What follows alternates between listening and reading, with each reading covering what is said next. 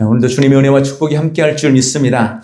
오늘 함께 읽은 고린도후서 2장 5절부터 11절 말씀을 가지고 불편한 사람을 대하는 옳은 태도라는 제목으로 함께 은혜 나누겠습니다. 10수년 전에 미국에서 실제로 있었던 일입니다. 한 사람이 살인 혐의로 재판을 받고 사형 언도를 받게 되었습니다. 그런데 이 살인범의 그 살인범의 형은 국가의 중요한 공직자였습니다. 그리고 그는 나라에 큰 공을 세웠던 사람이었습니다.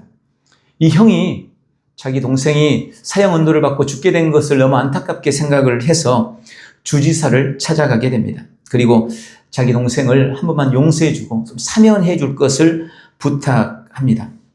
주지사는 자기 동생을 위해서 탄원하는 이 형의, 특히 그 사람의 잊혀질 수 없는 공로를 인정해서 그 형 때문에 그 동생을 사면해 주기로 했습니다.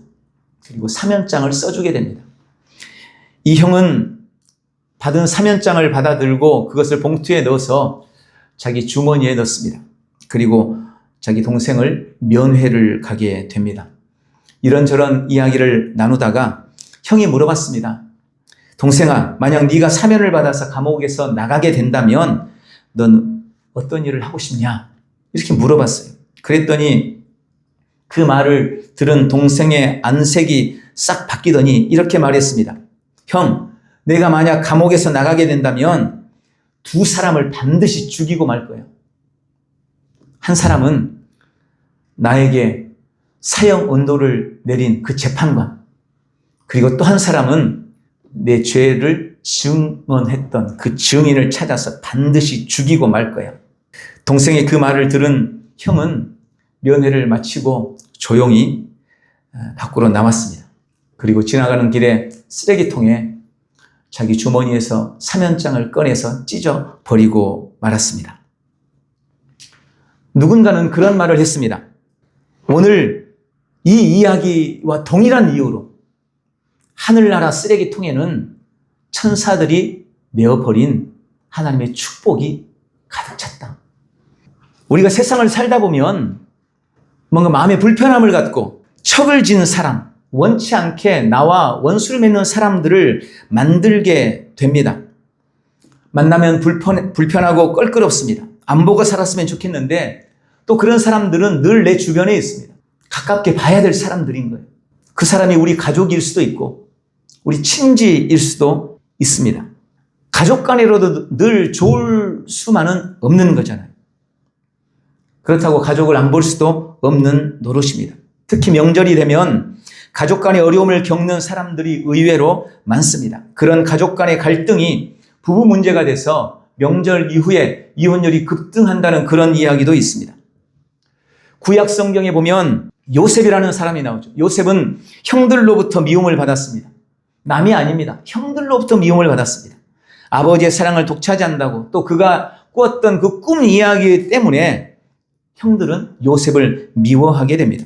그러나 아무리 그렇더라도 동생을 죽이려고 하고 그를 물 없는 구덩이에 던져넣고 나중에는 노예로 팔아버렸다는 것은 사실 너무한 일이었습니다. 요셉의 입장에서는 그런 형들이 참으로 원수와 같았을 것입니다. 내가 무슨 잘못을 했다고 나를 죽이려고 하고 나를 평생에 잊지 못할 원한이었을 것입니다. 억울하고 기가 막힌 일이었을 겁니다. 그는 17세의 어린 나이에 노예로 팔려가고 또 나중에는 죄인이 돼서 무려 13년 동안이나 엄청난 고난을 겪었습니다. 그러나 끝까지 하나님을 소망했던 그는 애굽의 총리가 되어 온 세상을 살리는 사람이 되었습니다. 그리고 마침내 자신을 팔았던 형들과 재회하게 됩니다. 저는 개인적으로 창세기에서 가장 감동적인 장면이 창세기 50장에 나와 있는 이 요셉과 형들의 재회. 자기 아버지 야곱이 죽자 자기 형들이 두려움에 요셉을 찾아오죠.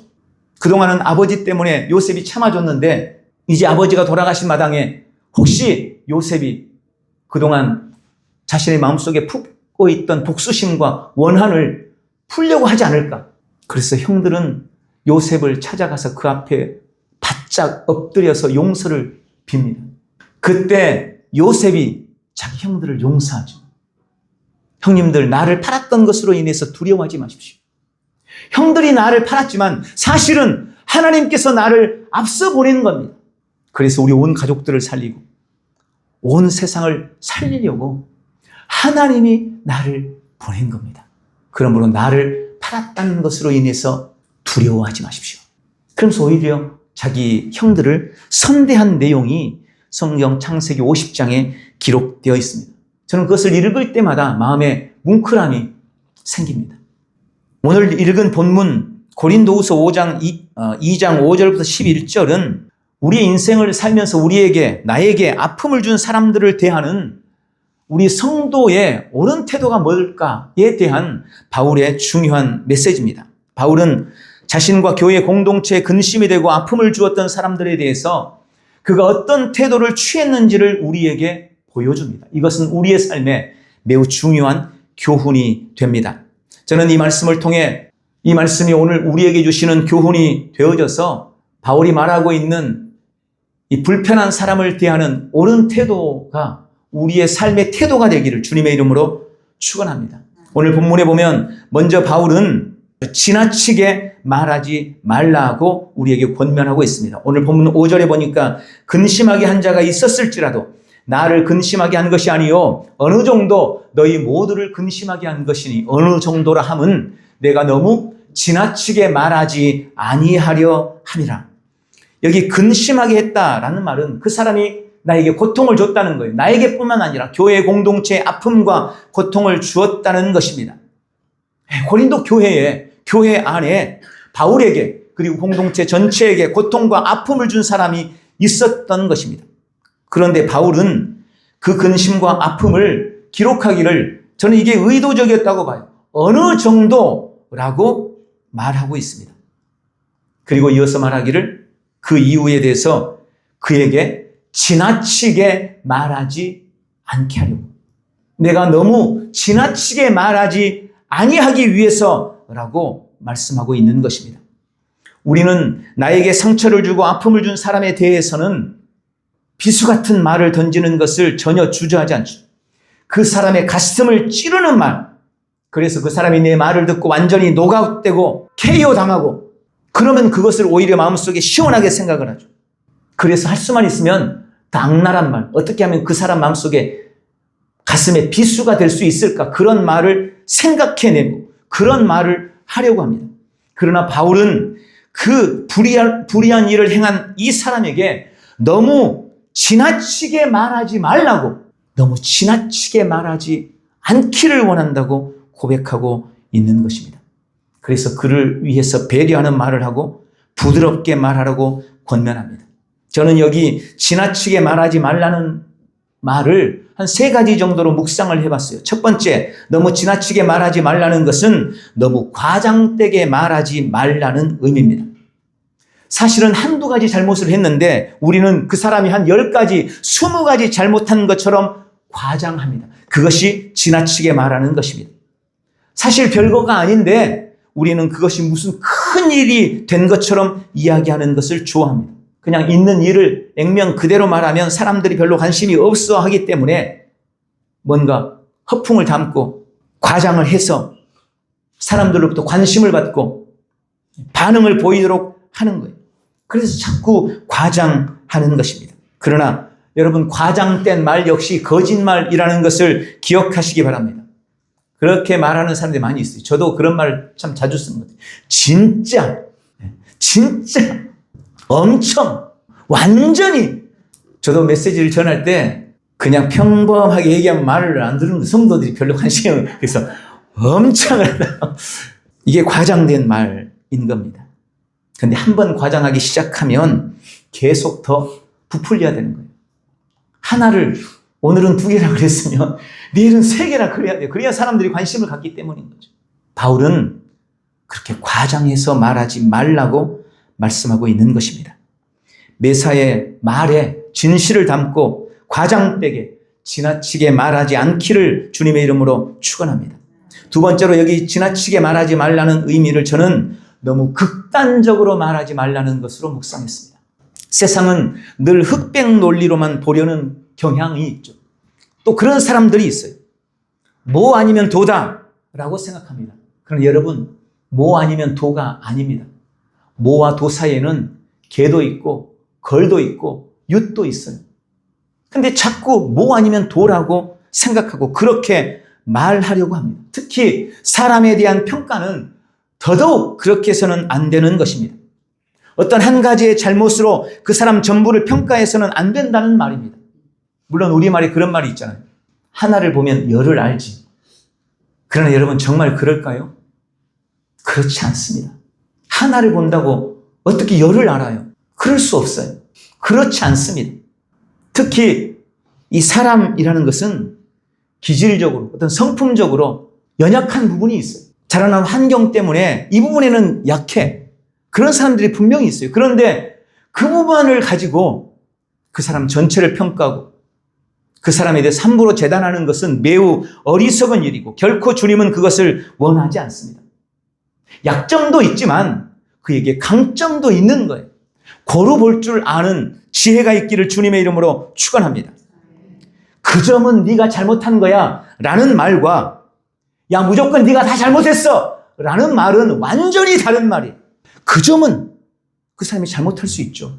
그러나 다른 점은 그 사람에게도 잘한 점이 있는 거예요.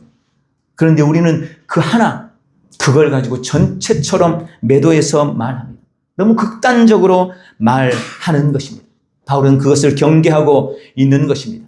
극단에 치우치면 사람을 잃게 돼요. 그것은 결코 주님의 뜻이 아닌 것입니다. 저는 이 사회적 현상이 지금 너무 그렇게 흘러가고 있는 것 같아서 마음이 되게 아파요.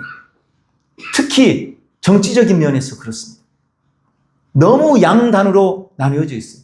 저도 되게 강한 사람이지만 그런 치우친 극단은 계속해서 사람을 잃어가는 거예요. 양쪽 끝에는요, 많아봤자 10%밖에 없어요. 가운데가 80%가 있는 겁니다. 이 사람을 잃어서는 안 되는 거예요. 극단으로 치우치는 것은 매우 위험한 발상이라는 것을 기억하시기 바랍니다. 진리가 아닌 것에 대해서는 절대 극단적으로 말하지 않기를 바랍니다. 세 번째, 지나치게 말하지 말라는 말은 너무 잔혹하게 혹은 너무 무자비하게 말하지 말라는 말씀입니다.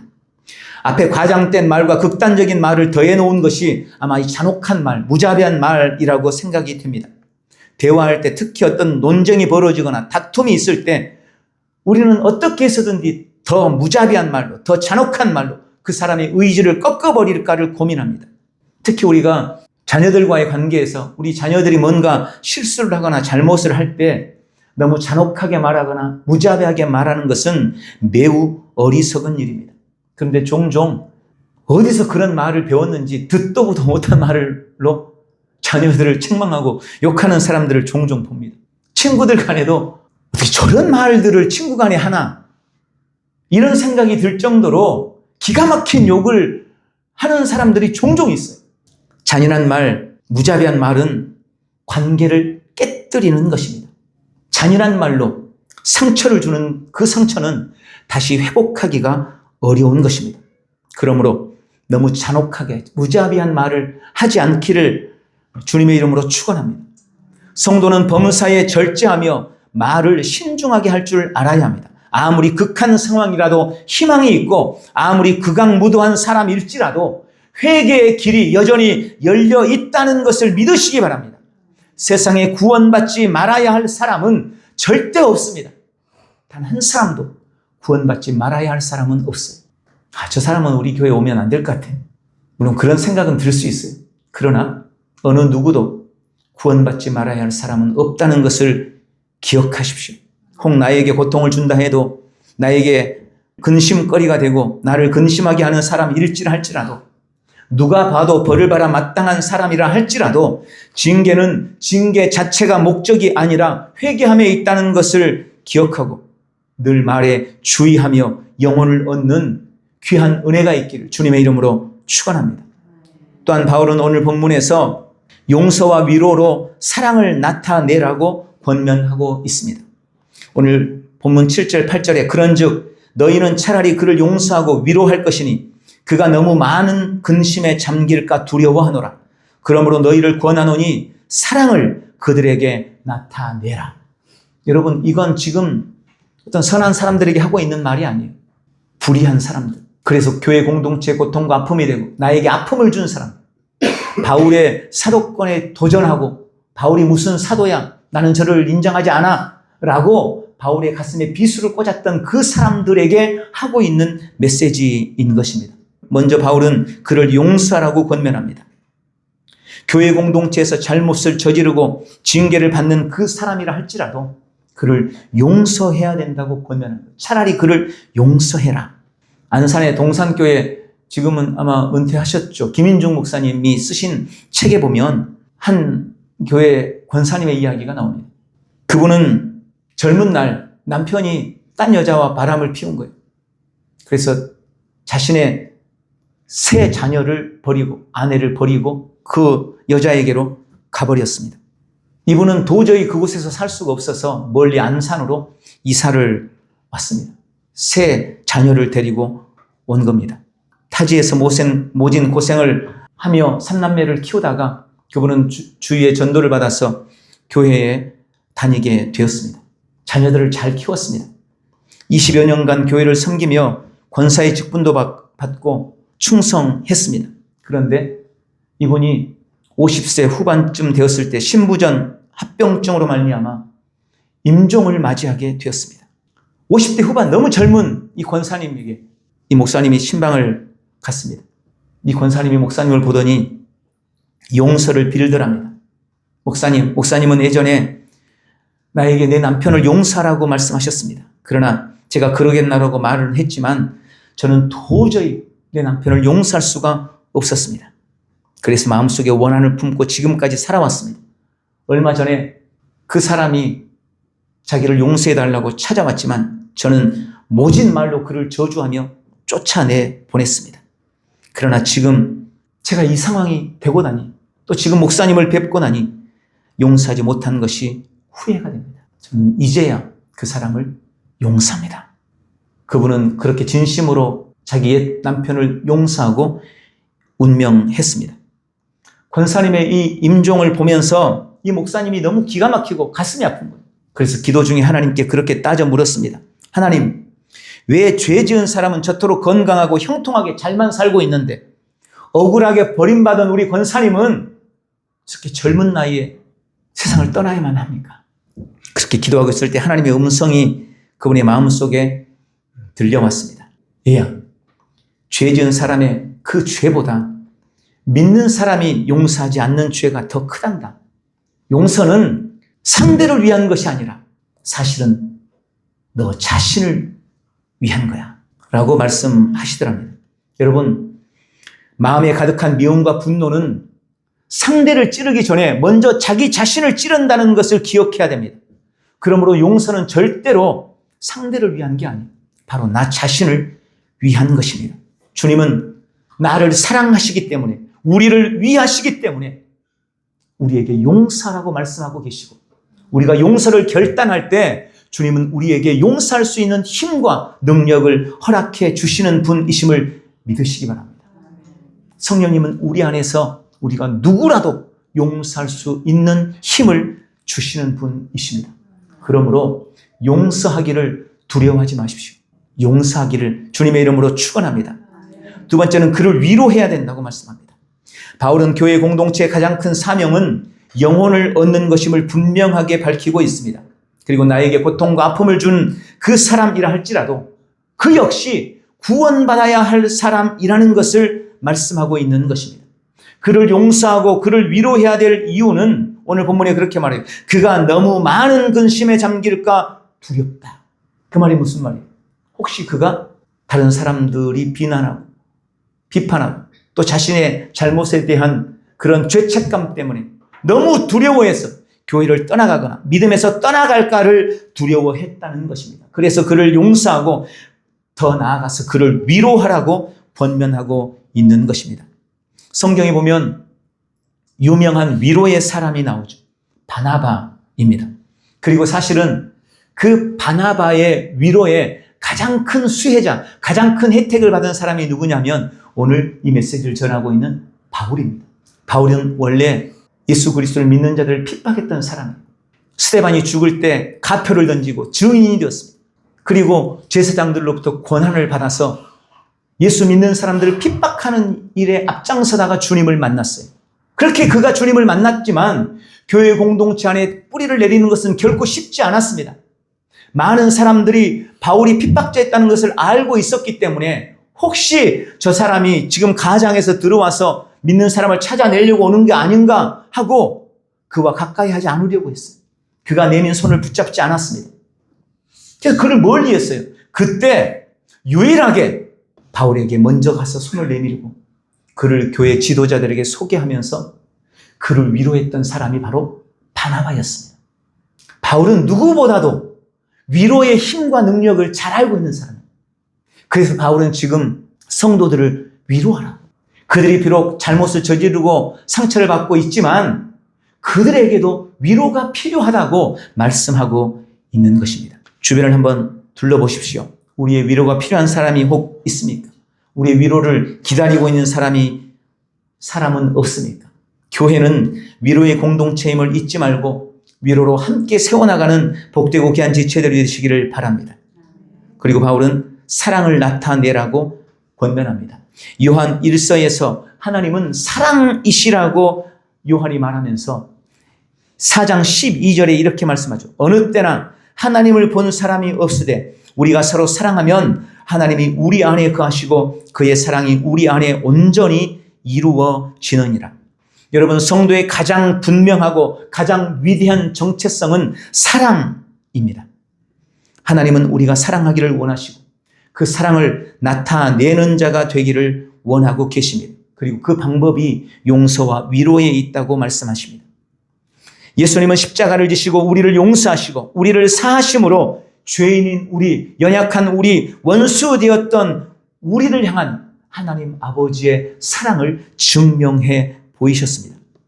십자가는 우리를 향한 주님의 사랑의 증거입니다. 그러므로 우리 또한 징계와 책망 중에라도 용서와 위로를 통해서 하나님의 사랑을 보이는 자가 되어야 한다고 권면하고 있는 것입니다. 그런 은혜가 있기를 주님의 이름으로 축원합니다. 마지막 세 번째로 바울은 사탄에게 속지 말라고 권면하고 있습니다. 오늘 11절에 이는 우리로 사탄에게 속지 않게 하려 함이라. 이 말의 원래 의미가 뭘까요? 우리가 용서하지 않고 너무 지나치게 너무 엄하게 징계한다면 그것은 사탄에게 속는 것이라는 의미입니다. 나와 관계가 좋지 않다고 그 사람에게 함부로 말하고 비수를 꽂는 말을 말하고 그를 용납하지 않는다면 너는 사탄에게 속고 있는 것이다 라고 말씀하고 있는 것입니다. 사탄은 사랑과 용서를 싫어합니다. 무자비한 처벌과 파멸을 원합니다. 그래서 바울은 그러한 사탄의 계책에 속지 않도록 그 사람을 용서하고 위로하라고 말합니다. 여러분, 우리 신앙을 방해하는 가장 큰 방해물은 뭘까요? 끊이지 않고 내 삶에 찾아오는 환난일까요? 내 안에서 스물스물 일어나는 의심일까요? 아니면 권력자들이나 외부로부터 오는 핍박이나 박해일까요? 물론 그것들이 우리의 믿음을 방해할 수도 있습니다. 그러나 사실 우리 신앙을 방해하는 가장 큰 적은 외부에 있는 게 아니에요. 여러 가지 관계 안에서 깨어진 관계, 불화와 사람들과의 불신, 이것이 우리의 신앙을 방해하는 가장 큰 적인 것입니다. 여러분, 중국의 시진핑이나 북한의 김정은이 우리 신앙을 지금 방해하고 있는 게 아니라는 말이에요. 가족들 간의 불화, 이번 명절에 가서 만나야 되는데 그 사람이 원수 같아. 이런 마음들, 이것이 우리의 신앙을 방해하는 것입니다. 남편이나 아내와의 불화, 가족들 간의 다툼, 교우들과의 비방이나 비난, 아주 가까운 사람들과의 깨어진 관계가 신앙의 가장 큰 적임을 믿으시기 바랍니다. 그리고 사탄은 이것을 너무나 잘 알고 있습니다. 그래서 자꾸 관계를 깨도록 이간질시키고 불편하게 만듭니다. 사소하고 작은 일에도 오해를 심고 미움을 심어서 원수를 만들어버립니다. 마음의 원한이나 복수심을 갖게 하는 것입니다. 그리고 그 마음으로 교회 다니게 하고 그 마음으로 예배하게 하고 그 마음으로 성경 읽으라고도 하고 그런 마음으로 기도도 하라고 하는 거예요. 11절 하반절에 우리는 그 계책을 알지 못하는 바가 아니로라. 바울은 사탄의 이 계책을 정확하게 알고 있어요. 우리도 그것을 이미 알고 있다고 말하고 있습니다. 지금 고린도 교회가, 오늘 우리 읽은 본문은 후서인데 이 고린도 전서에 보면 고린도 교회에 있는 여러 가지 문제들, 교회 내 분쟁이나 파벌, 음행의 문제, 세상 법정과의 어떤 소송 문제, 결혼과 독신의 문제, 우상 제물을 먹고 심지어 여자들의 이 머리 문제, 머리에 두건을 써야 되냐 말아야 되나, 또 은사에 관한 문제, 부활에 관한 문제들까지 고린도 교회에 수많은 문제들이 있었지만 결국 그 문제의 근본적인 원인이 뭐냐? 깨어진 관계에 있다.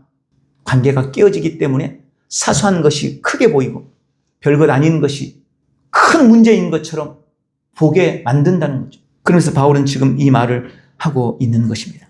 잘못을 저지른 사람이라 할지라도 서로 지나치게 말하지 마라. 그렇죠? 지금 이 문제 때문에 이 사람이 시비를 걸었어요. 별거 아닌 문제예요. 내가 그게 싫다고 이 사람과 똑같이 맞서 싸우면 이 사람은 이 문제를 점점 부풀리는 거예요. 그럼 이게 큰 문제가 되는 거죠. 근데 그 사람이 나에게 그 문제를 가지고 시비를 걸었어요. 근데 내가 그 사람에게 지나치게 말하지 않아. 배려하는 말을 하고 위로의 말을 하고 오히려 그 사람을 보듬어. 그러면 이 문제가 더 이상 커지지 않는 거예요. 이게 지혜라고 지금 바울은 우리에게 말하고 있는 것입니다. 사탄에게 속지 말라고. 지금 우리에게도 마찬가지입니다. 교회는 다니고 있는데, 예배는 하고 있는데, 성경도 읽고 기도도 열심히 하는데 우리 안에 깨어진 관계가 있다면, 그래서 원한과 미움의 마음을 가지고 있다면, 복수심이나 어떤 불편한 감정을 가진 채 신앙하고 있다면 우리 역시 사탄에게 속고 있는 것입니다. 그런 사람들은 절대 믿음이 주는 은혜와 유익을 삶에 누릴 수가 없는 것입니다. 마태복음 6장 14절 15절에 예수님은 이렇게 말씀하셨습니다. 너희가 사람의 잘못을 용서하면 너희 하늘 아버지께서도 너희 잘못을 용서하시려니와 너희가 사람의 잘못을 용서하지 아니하면 너희 아버지께서도 너희 잘못을 용서하지 아니하시리라.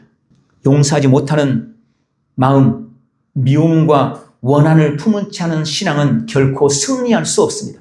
그 믿음은 믿음이 주는 유익과 은혜를 절대 삶에 나타낼 수가 없는 것입니다. 오늘 이 바울의 권면을 가슴속 깊이 새기기를 주님의 이름으로 축원합니다. 말씀을 맺겠습니다. 명절 때가 되면 기도를 요청하는 분들이 참 많습니다. 지난주 수요일에라도 제가 소망의 기도 갔어요. 그때도 명절 때문에 염려하는 기도 제목들이 많이 왔어요. 제사 때문에, 또 가서 불편한 관계 때문에 얼굴을 볼 수가 없는데 지금 몇 년째 불안한데 이번에 가야 되냐 말아야 되냐. 가족 구원을 위해서 기도하는 분들도 많이 있지만 그런 깨어진 관계 때문에 기도를 요청하는 분들이 많습니다. 나를 아프게 한 사람, 나와 불편한 관계를 맺고 있는 사람들에 대해서 어떤 태도를 취해야 될지 오늘 우리가 믿음으로 결단하기를 바랍니다. 사람을 통해 오는 사탄의 시험에 속지 마시기 바랍니다. 그러므로 지나치게 말하지 마십시오. 그 사람도 구원받아야 할 사람임을 믿으시기 바랍니다. 용서하고 위로하고 사랑을 나타내시기를 바랍니다. 오늘 이 말씀이 설 명절을 시작하는 우리에게 주시는 주님의 권면임을 기억하고 용서와 위로와 사랑으로 우리 자신을 잘 무장하고 잘 장착해서 그 명절에는 서로 안에 은혜와 복이 넘치는 그런 명절 기간이 꼭 되시기를 예수님의 이름으로 축원합니다. 기도하겠습니다. 사랑하는 아버지, 우리 안에 용서와 사랑의 마음, 위로의 마음을 주시니 감사합니다. 나는 나와 불편한 사람과의 관계를 위해 주님이 주신 오늘 이 메시지를 내 마음속 깊이 받아들입니다. 나는 다른 사람들의 잘못에 대해 과장해서 말하지 않을 것입니다. 극단적으로 말하거나 무자비한 말도 하지 않겠습니다. 나는 언제나 용서하고 위로함으로 내 안에 있는 하나님의 사랑을 나타내기로 결단합니다. 깨어진 관계를 통해 오해하게 하고 불편하게 만들며 마음의 원한과 복수심을 갖게 하는 모든 사탄의 계책을 나는 믿음으로 거절합니다. 오늘도 나는 내 안에 부어주신 하나님의 그 큰 사랑으로 인해 만나는 모든 사람들을 사랑으로 대하며 모든 인간관계 안에서 승리하겠습니다. 예수님의 이름으로 기도합니다. 아멘.